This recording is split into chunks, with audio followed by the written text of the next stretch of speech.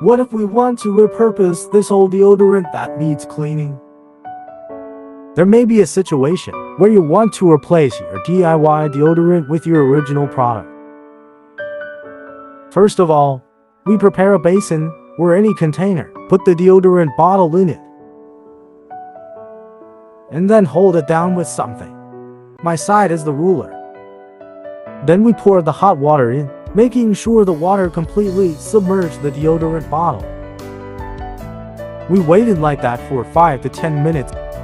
In fact, 5 minutes is enough, but if you want to clean more cleanly, you can soak for 10 minutes.